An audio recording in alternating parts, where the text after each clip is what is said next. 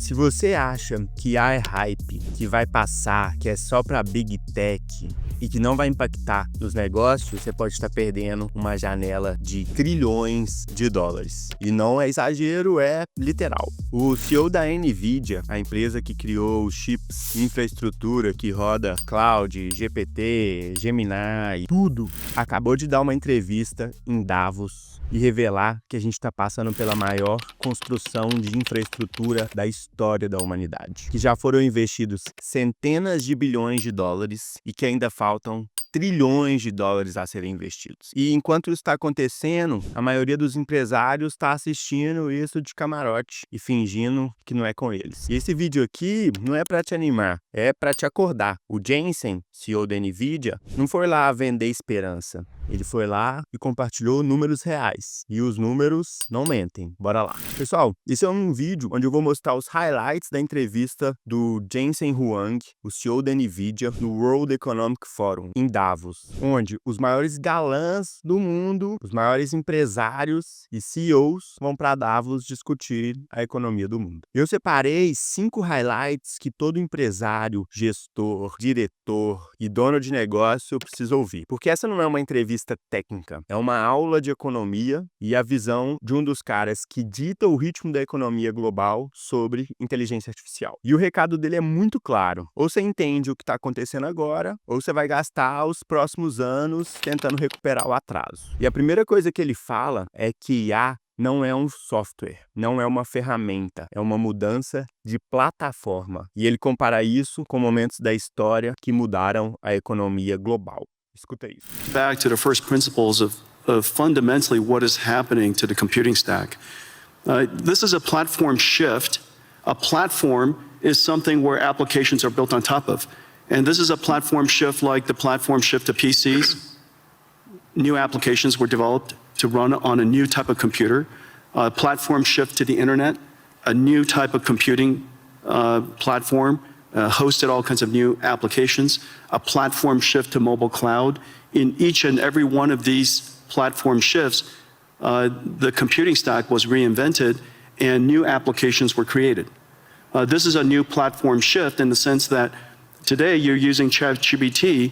It's important to understand that itself is an application, but very importantly, new applications will be built on top of ChatGPT. Veja que ele está falando de um platform shift. Isso significa mudança de plataforma. E ele dá exemplos muito claros que revolucionaram a economia mundial. A mudança para computadores, a mudança para a internet, a mudança para mobile. E em todos esses casos, quem ignorou sofreu as consequências. E quem largou na frente colheu os resultados. E agora é a vez da IA. E a grande diferença da IA é a velocidade. O computador demorou décadas para dominar. A internet levou uns 10, 15 anos. O mobile também não foi do dia para a noite. E a IA, com pouco mais de 3 anos do lançamento do ChatGPT, a gente já tem mais de 1 bilhão de usuários. E quando ele fala que novas aplicações vão surgir em cima do ChatGPT, Cloud, Gemini, ele está dizendo que a economia global vai rodar em cima dessas plataformas. E se você é empresário e está esperando para ver, você não está esperando. Você está se atrasando. E o próximo trecho é ainda mais pesado, porque ele revela quanto de dinheiro está sendo investido nisso. E eu já te adianto, não é pouco. Platform requires all of the layers underneath it. It has started, and everybody's seeing it right now, it has started the largest infrastructure build out in human history. We're now a few $100 billion into it. That's it. We're a few $100 billion into it. Larry and I, we get the opportunity to work on many projects together. There are trillions of dollars of infrastructure that needs to be built out. And it's sensible. It's sensible because all of these contexts have to be processed so that the AI, so that the models can generate the intelligence necessary to power the applications that ultimately sit on top. And so when you go back and when you reason about it layer by layer by layer, and you realize that the energy sector is now seeing extraordinary growth. The chip sector, TSMC just announced they're going to build 20 new chip plants. Foxconn working with us and Wistron and Quanta building 30 new computer plants. which then go into these AI factories. So we have chip factories, computer factories, and AI factories all being built around the world. And memory. Ele literalmente fala trilhões de dólares. Não é milhões, não é bilhões, são trilhões de dólares sendo investidos. E ele fala, já estamos algumas centenas de bilhões com o que de... Ainda tá nascendo, né? É só isso. Mas calma, ainda faltam trilhões de dólares a serem investidos. E sabe o que significa isso para você, empresário? Isso não é uma onda, isso não é passageiro. Porque se as maiores empresas do mundo estão investindo trilhões de dólares, é porque eles sabem para onde o mundo está indo e eles têm muita confiança de que o retorno vai chegar. E se você acha que isso é para Big Tech, mas isso não é para mim, isso não é para o meu mercado, então olha esse próximo trecho, porque agora ele fala onde o dinheiro de verdade está e não é onde você pensa. Ele fala agora onde a riqueza vai ser criada de fato e a maioria está ignorando isso. And memory, right, exactly. Those chip fabs, Micron has started investing $200 billion in the United States.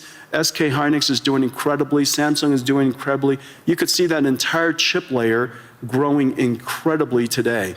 And now, of course, we pay a lot of attention to the model layer, but it's really exciting that the layer above them is really doing fantastically. And now, one indicator is where the VC funding going into.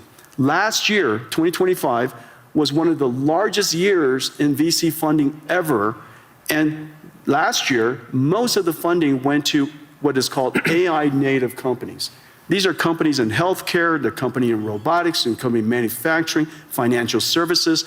All of the large industries in the world, you're seeing huge investments going in to those AI natives because for the first time, the models are good enough to build on top of. Traduzindo, a verdadeira riqueza não tá para a fábrica de chip e nem para quem treina o modelo. É para quem tá usando isso para resolver problemas reais. E olha o dado. 2025 foi um dos maiores anos de venture capital da história, onde bilhões de dólares foram investidos em empresas de IA. Empresas que pegaram as IAs existentes e aplicaram para resolver problemas da vida real. E ele deixa muito claro, é a primeira vez na história que a IA é boa o suficiente para a gente construir esse tipo de solução em cima dela. E o recado aqui é, você não precisa criar uma IA, você precisa usar ela a seu favor. E se você tem uma empresa de contabilidade, de logística, de serviço, de varejo, de software, você pode ser uma IA AI native. Porque você não precisa virar uma Big Tech, você só precisa aplicar IA no seu negócio, porque é aí que tá a grana. E ele acabou de falar isso. E olha que agora vem a parte que todo mundo deveria ouvir, principalmente quem tem medo de a IA vai roubar meu emprego. Ele destrói esse argumento e usa dados reais no mercado de saúde. Rather than eliminating it.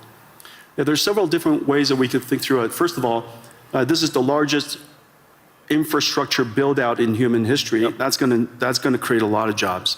And it's wonderful that the jobs are related to tradecraft. We're going to have plumbers and electricians and construction and steel workers and network technicians and people who install and fit out the equipment. And all of these jobs, in the United States, we're seeing quite a significant boom in this area. Salaries have gone up, nearly doubled. Yeah. And so we're talking about six-figure salaries for people who are building chip factories or computer factories or AI factories. And we have a great shortage in that. And I'm really delighted to see so many people in so many countries really recognizing this important area. You know, everybody should be able to make a great living. You don't need to have a PhD in computer science to do so. And so I'm delighted to see that.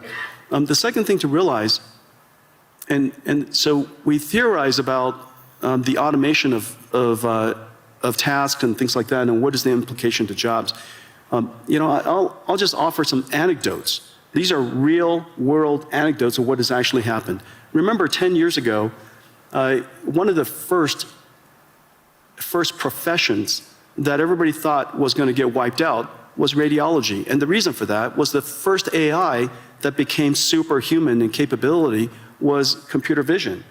And one of the largest applications of computer vision is studying scans by radiologists.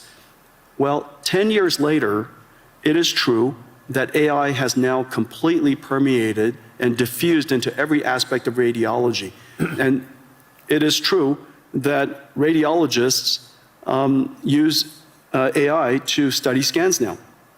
The impact is 100%, and the impact is completely real. However, not surprisingly, I say not surprisingly, if you reason from first principles, not surprisingly, the number of radiologists have gone up.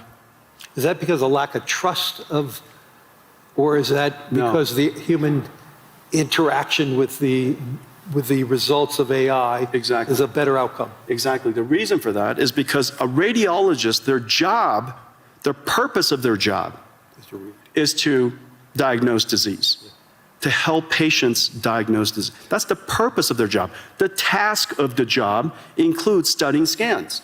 The fact that they're able to study scans now infinitely fast allows them to spend more time with patients, diagnosing their disease, interacting with the patients, interacting with other clinicians. Well, surprisingly, also not surprisingly actually, as a result of that, the number of patients that the hospital can see has gone up. Because there are a lot of people waiting a long time to get their scans done. And so now, because the number of patients have gone up, the revenues of the hospital has gone up, they hire more radiologists. This is the same thing as happening to nurses. We're 5 million nurses short in the United States. As a result of using AI to do the charting and the transcription of the patient visits, nurses spend half of their time charting. Documenting. And now they could use AI technology, and one particular company, Abridge, they're a partner of ours doing incredible work. As a result of that, the nurses could spend more time visiting patients. Human touch. That's right. And because you could now see more patients, and we're no longer less bottlenecked by the number of nurses, more patients could get into the hospital sooner. As a result, hospitals do better, they hire more nurses. And so surprisingly, AI is increasing their not surprisingly, AI is increasing their productivity. As a result, the hospitals are doing better. They want to hire more people. You have too many people waiting too long to get into hospital. Isso aqui tem tudo a ver com o seu negócio. O propósito do seu vendedor é vender. O propósito da sua operação é entregar o produto e garantir o sucesso do seu cliente. O propósito do seu RH é garantir que vocês contratem bem e retenham os talentos na sua empresa. E para atingir esses propósitos, existem um monte de tarefas burocráticas ou operacionais que fazem parte do propósito, mas, assim como na radiologia, podem ser feitas muito mais rápidas, aumentando a produtividade e aumentando a receita no caso do hospital. E pensando na sua empresa, é a mesma coisa. Você pode ganhar produtividade em todas as áreas e isso melhorar os seus resultados significativamente. Ou seja, a IA não substitui o trabalho humano, ela multiplica a produtividade. O que a IA vai destruir são as tarefas chatas, repetitivas, que fazem parte de um propósito maior, mas não são um propósito por si só. Então a pergunta que você, empresário, tem que fazer é: como eu uso o IA para crescer tanto o meu negócio que eu vou precisar contratar mais? E contratar para fazer, de fato, a essência do negócio, o propósito daquela função, e não as tarefas operacionais que fazem parte dela. E agora, o último trecho onde Jensen deixa o recado final. And that's the reason why it's the fastest. Develop your AI, continue to refine it, and have your national intelligence be part of your ecosystem. And so I think that's number one. And number two, remember, AI is super easy to use. It's the easiest software to use in history, and that's the reason why it's the fastest growing and most rapidly adopted. I mean, in just a couple of 2-3 years, it's coming up to almost a billion people. I think, first of all, Claude is incredible. Anthropic has made a huge progress, huge leap in developing Claude. Yep. We use it all over our company. The coding capability of Claude, its reasoning capability, its ability is just really incredible. And anybody who's a software company really ought to get involved and use it. On the other hand, ChatGPT is probably the most successful consumer AI in history. And its ease of use and its approachability, I think everybody should get involved. And whether whether it's somebody in a developing country or a student, it is very clear that it is essential to learn how to use AI, how to direct an AI, how to prompt an AI, how to manage an AI, how to guardrail the AI, evaluate the AI. These skills are no different than leading people, managing people, things that you and I do all the time. So in the future, instead of biological, carbon, and so I think the opportunity is really quite extraordinary, and everybody ought to get involved. Everybody ought to get engaged. We need more energy.